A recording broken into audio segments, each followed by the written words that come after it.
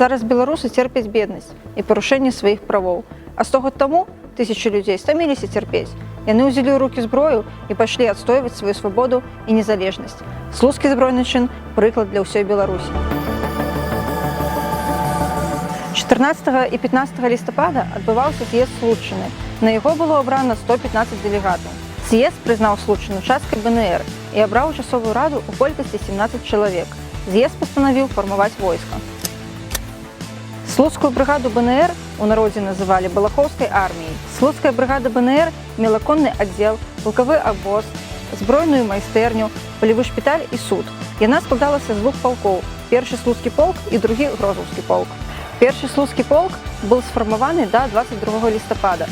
Капітан Антон Самусевіч далучыў туды 2500 чалавек. Яшчэ 5000 чалавек далучыў паручнік Іван Мацэлі. Гэта былі людзі, створаныя ім у Слуцку народнай міліцыі. 17 па 19 лістапада паручнік Пётр Бабарэка праводзіў запіс добраахвотнікаў у другі грозаўскі полк.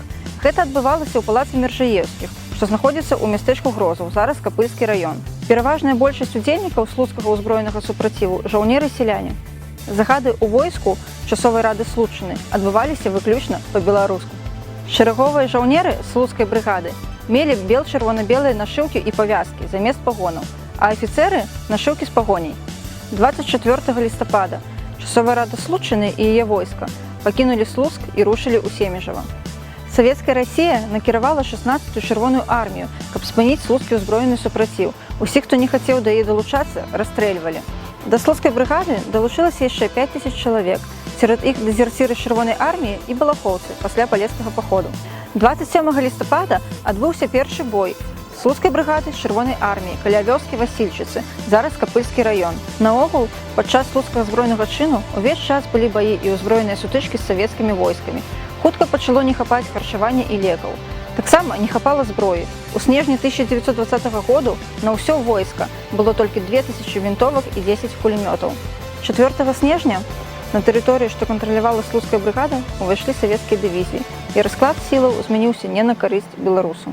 12 снежня першы слуцкі полк адбіў у чырвонай арміі Семежава, дзе завалодаў запасамі снарадаў, але зноў яго пакінуў 20 снежня. Апошнім месцам, дзе збіралася часовая рада Случчыны, былі Баранавічы. Там было вырашана спыніць узброеную барацьбу. 28 снежня 1500 жаўнераў перайшлі мяжу з Польшай, дзе былі раззброеныя польскімі вайскоўцамі. Усе афіцэры і яшчэ частка жаўнераў-балахоўцаў вырашылі працягваць барацьбу. Сярод іх былі Іван Мацэлі, Антон Самусевіч, Мікола Дзімідаў. Батальён капітана Міколы Дзімідава быў апошняй беларускай часткай, што змагаліся за незалежнасць.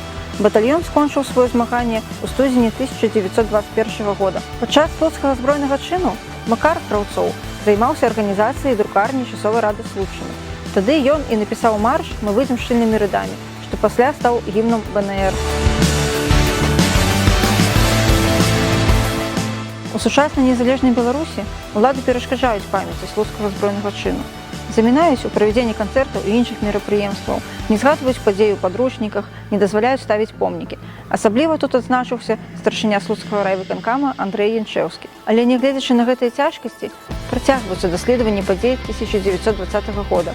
Аўтарытэтныя беларусы Станіслаў Шушкевіч, Адам Глобус, Уладзімір Арлоў, Светлана Алексеевич падтрымліваюць ідэю ўстанавіць помнік у Слуцку, а 27 лістапада адзначаецца беларускімі патрыётамі як Дзень герояў.